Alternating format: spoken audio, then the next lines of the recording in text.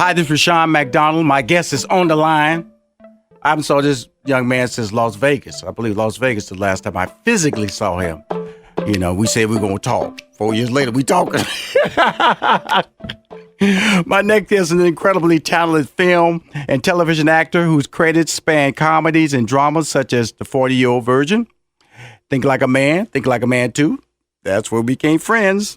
Almost Christmas. Top 5. That was a very, very good movie with Chris Rock.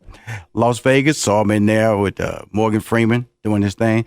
Showtime's Weeds. That's when I became a fan. Weeds. I said, who is this talented dude? I used to watch Weeds on a regular basis. CBS, The Good Wife, and many more. He's appearing next in the movie Night School with Kevin Hart and Tiffany Haddish. That'll be out in September. In fact, September 28th.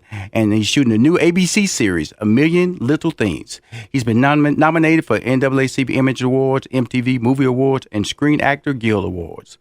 Please welcome to Money Making Conversation, Romany Malco. Hey, what's up, man? Thank you. But you're right. 4 years ago, we said we was going to. And you know what? I never forgot, Rushion. I never forgot. I was like, this brother want to talk to me? Hey, man, so Romany, first of all, man, congratulations on your success. Let's get that out of the way first, because of the fact that, it's an interesting era that we have with African-American talent on talent. Yeah.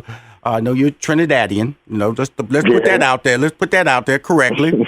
and so we're working not just on reality shows. There was a period where reality shows dominated African-American presence on television. So what do you think is happening out there? Just fill us in a little bit of detail about what's going on in your world, and we're going to go to some funny things that you're doing. I saw that Prison Logic, man. We got to talk about that, but we're going to talk about this.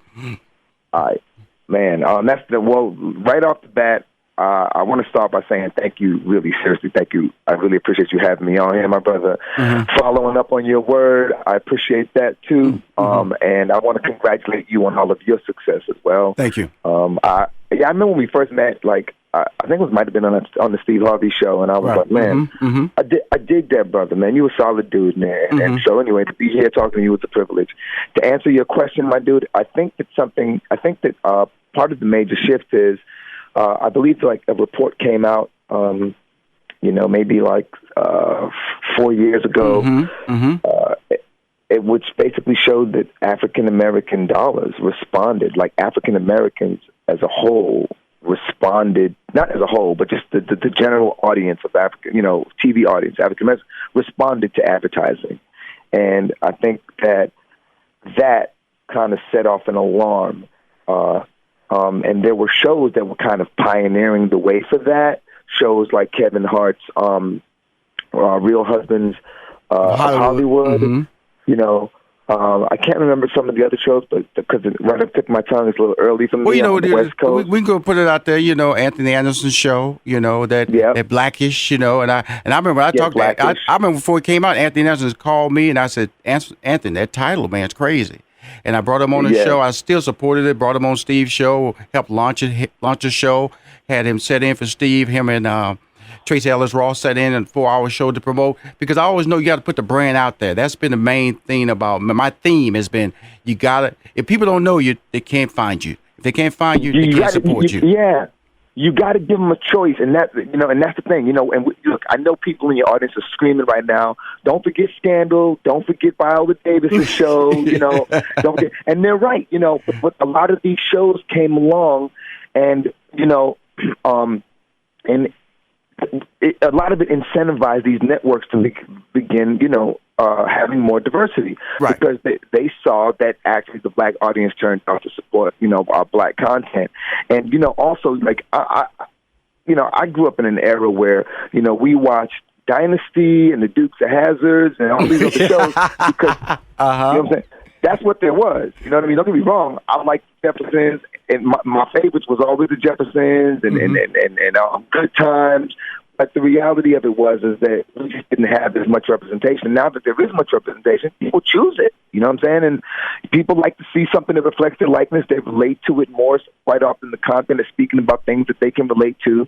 And we respond to marketing dollars. And so, when we see an advertisement, we're actually influenced by it. And that makes a huge difference to the people that are marketing, especially now that people can go anywhere and watch television, And I read this book, and it was breaking down how, 50% of the people who even shop at Walmart don't even own, external hardware for their televisions, meaning they don't have cable, they don't have any kind of box, they're still watching regular network television. That plays a role in it as well. But anyway, I'm sorry. I'm just going on a tangent. No. Malco, that's what this show is about. That's why it's called Money Making Conversation. That's why Rushion McDonald's hosted it, because I can bring talent like you. We're going to talk about your TV. We're going to talk about all that, but it's your mindset, because people need to understand that there's a 360 platform for a guy like you to be successful as much as you are. You understand the business. You understand why you're not working, why you're being chosen for roles, and how you consistently can be there. And a lot of people don't understand it. They really just think that just show up and you just audition for a role. If you want longevity, you have to understand what you're walking into, and you're saying it. You're saying it. Yeah, you really do. And the thing, that I think that the thing that we underestimate in the process of doing all of this is that I've seen a lot of people come before me, and I've seen them piss off just as many big name people as I've supposedly pissed off, and because of the fact that they didn't want to do a job, or, chose to honor their integrity before honoring, their pockets. And, that's not a language that's spoken. It's very common in the Hollywood. And so people with egos really take it personally when you turn down their projects. But what I have found is that it's kind of led, I found it's led to somewhat self-preservation in the sense that, I never thought this. I always used to wonder, should I get a bigger agent? Should I have a bigger manager? Should I do this? Should I do that? But when it really boils down to it, your best representation is your body of work in this business. That's your best representation. It will go out and speak on behalf of you on every single platform. Well, let me tell you something about seriously, when I introduced you at the beginning, Weeds, which is on Showtime. Yes, sir. That's when I first became a fan of yours, and it's because you took a character, and in that world, usually it's rough, but you played it like it was funny, dangerous. Does that make sense? Yes. And yes, I totally get it. And so when you can take a role and then you can shape it, and I think that's what you do so well. I feel that's what you do so well with all your roles. Whether you playing a butler, or you playing some suave dude, or you playing a player, or you playing a doctor, or whatever. All these roles, you just shape it. How do you come up? How do you make a decision on where you're going to take these characters when you're auditioning? That's the thing, is what I'll do, I was doing it yesterday. I was preparing for my show. I just basically take those words, I take the scenario. I don't want to know who you expect me to play. I want to read it. Just read it like a book. And then by nature, I just develop an opinion about every person in the movie. And then I say, who am I supposed to be playing? And they go, oh, that dude, he's the so-and-so, because I already have a genuine opinion. I'm not thinking about it thinking about it from the perspective of, oh, how should I play this? No, I'm really just reading these characters and enjoying them real people. I try to figure out, how can I relate this to real life and include my value system in it to some degree or another. And, for me, if I can't make it personal, I can't really mess with it. You know what I mean? And so it starts there, and then I begin to a lot of people will reference another character on TV. I've been around a long time, so I can reference characters in my life and be like, oh, I know who this dude is. This dude is Nito, and Nito was a dude that I grew up with when I lived in New York. And then I'll begin making embellishments as I go along. But for me, and I'll walk around for weeks. Man, let me tell you something. My girl can't stand it. I will walk around for weeks in character. In character. You're a fool like that. Just in character. Yes. And I hate you. I will hate you, Malcolm. I will hate you. Yo, let me tell you, when I do that, and it's funny too, because I'll do that, and you care about what other people think. But the exercise for me is to get to the point of being this character and not caring, because and man, let me walking around being the darn character. Don't give up. Yeah, now let's talk about that then. The show, the series that you wrote, directed, and starred in. Prison Logic. Now, okay, if you're walking yes. around being that character, I'm gonna punch you because that character is off the chain. Dude, I put the teeth in everything. I walk around. I'm not even. Stop right there. Because see, when I watched the video, I kept saying, "What's wrong with his front teeth?" I was seriously, man. I was like, I gotta ask him, what's wrong with his front teeth? Because I was so into the character, and you're so natural when you walked around the dinner table and started just breaking everybody down. And I'm just looking at your front teeth, and so you walking around in character with those teeth offset. That's what you're telling me. Dude, I go in the grocery store, and not only that, you know what? Let's be real. People will stop you on the street all the time. Yo, can I get a picture? They don't care if you're with your kids. They don't care if you're with your girl. They don't care what you're doing. So you put some teeth in, and you get that little scowl on your face. People just go around you. They treat you differently. And that's what I want to experience when I'm developing a character. I want to experience how the world sees that character. You know what I'm saying? And that's why I do it, you know. I'll be doing some offensive stuff, but yes. But when you see that movie, Prison Logic, you will understand why it's worth it. Okay, he says it real fast, but it's important to hear the name of the movie. Prison, then Logic, okay? Yes. Prison Logic. That means individual who's done some time, but carrying that philosophy in everyday world activity. Yes. He's out, but he's thinking in that same tone and vein. That's what I took away. That's what I took away from that video. I was like, it was so clean where you was talking. Plus, I had a couple of people who've been in jail, so I know that logic. You know, when they get out, they still the smartest people in the world. Basically, why they were in jail because they were too smart to stay out of jail. And so when I hear that prison logic being said in this movie, I go, okay, I know that person. I know that person right there because so the characters. Why did you decide to write, direct, and star in a project?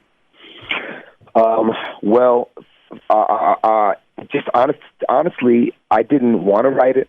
I tried to hire a writer. I didn't want to direct it. I tried to hire a director. But every single person that was involved kept saying, "Ron, this is so unique.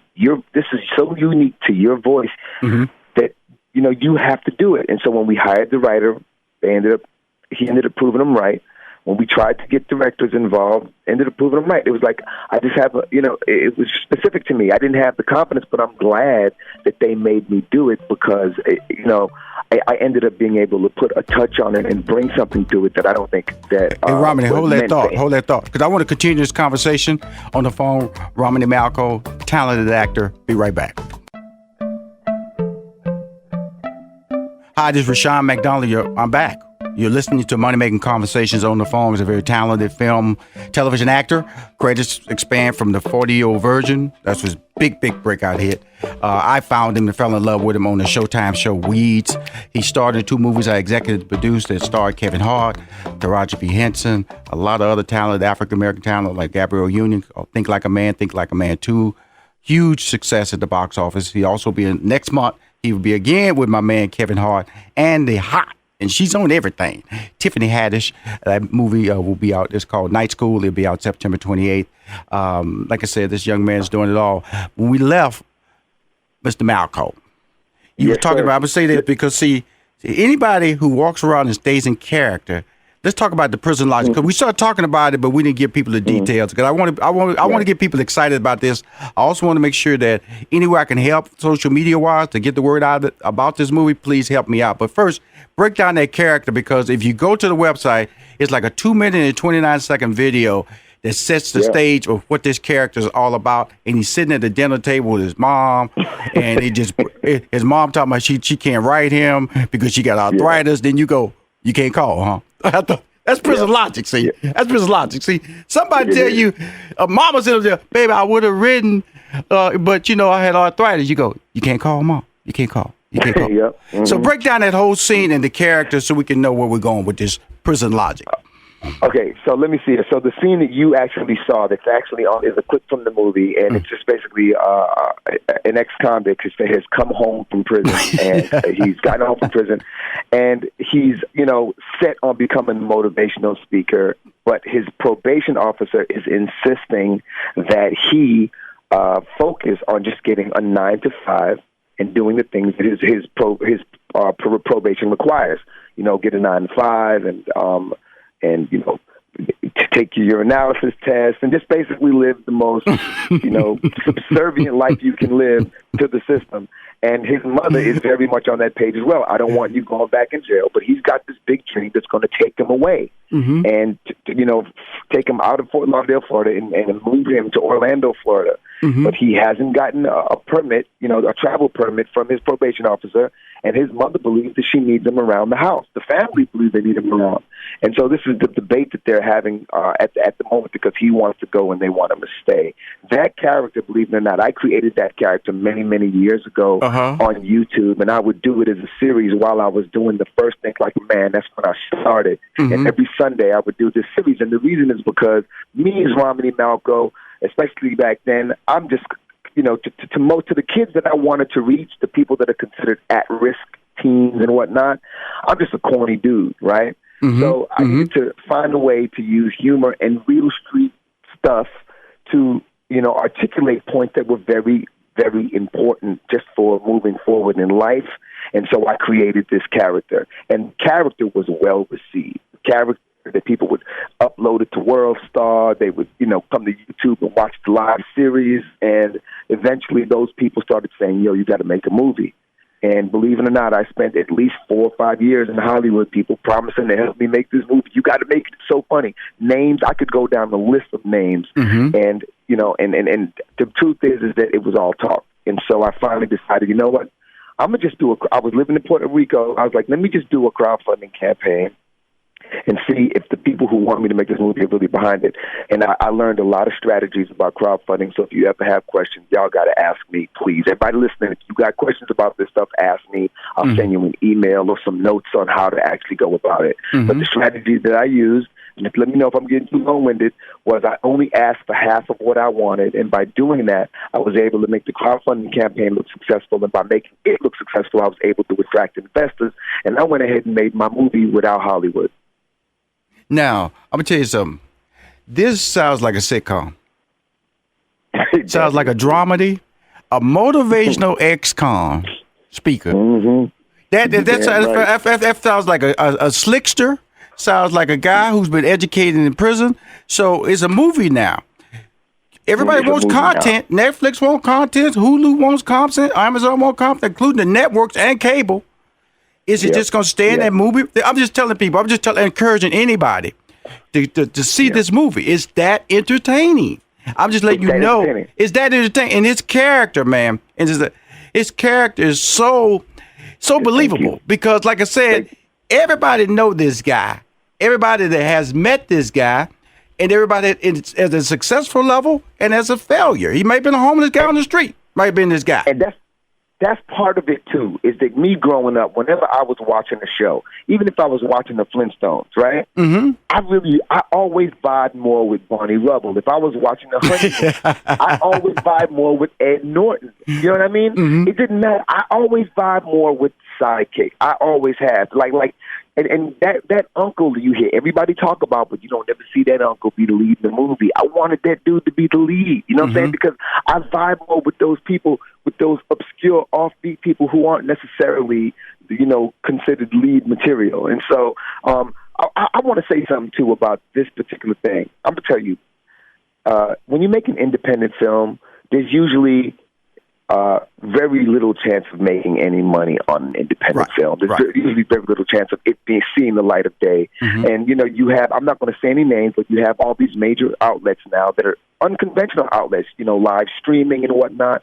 And what they'll do is they'll buy it for next to nothing. They a lot of times don't even compensate you for what you spent on the movie, but the trade-off is people get to see a movie. This movie has Regina Hall in it. It has Tammy Roman in it. It's got a kid named Tyler Cassidy, who was Froggy Fresh.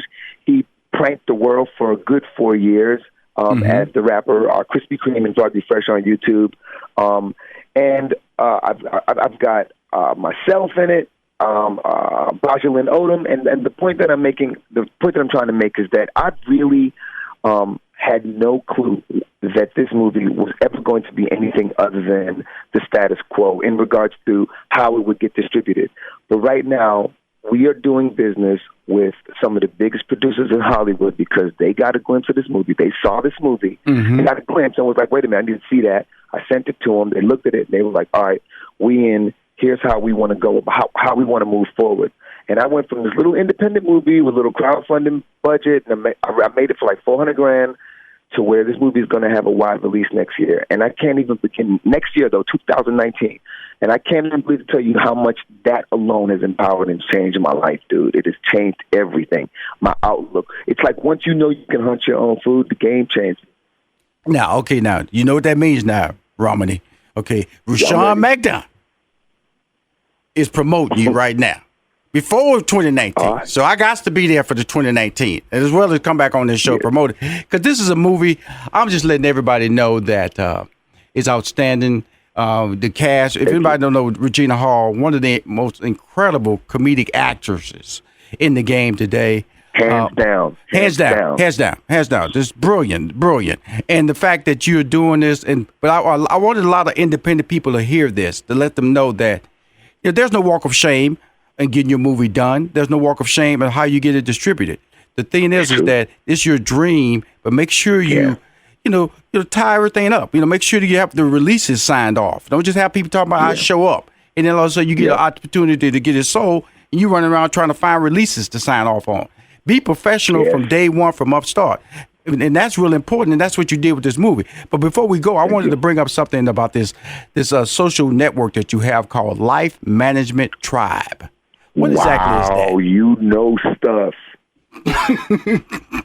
Whoa. Okay. All right. Okay. So look, man, when it really boils down to it, I spend a lot of time. I used to be a White House consultant for social media. Like literally, the White House had me come in, they fly me in and ask me, how can we get better engagement, that kind of thing. And I would go through my strategies with them. But I've spent a lot of time on social media. And when I really stopped and asked myself what was going on, I was like, I didn't really gain nothing. I didn't add any value. You know what I mean? And so I was like, I would love to be a part of a social network that actually added value, that I could look to, that maybe it inspired me, maybe it gave me insight on how to have better health. Just keep me in a community of positive people. And, with everything going on in politics right now, people just feel like they can just be as disrespectful and as emotionally inconsiderate as they want to be on social networks. You could build up a huge audience and attract a huge audience to Facebook platform, and then out of nowhere, they change an algorithm and you no longer have access to that audience. You got to pay them for the audience you attracted to their platform. That just all sounds backwards to me, and I've never been a dude that's been comfortable with the status quo, so I was like, look, let me just create my own network, and I'm just going to do an experiment. It's just an experiment. And I want to see if I invest as much time as I did in other platforms, in my own platform, what would the results be? So that's what I've been doing. And lifemanagementtribe.com is just basically that. It's just a positive platform for people, and I launch a podcast through it. So I talk about things that are important to me. So right now I'm going over Anthony Williams' book, A Medical Medium, which has some really interesting philosophies.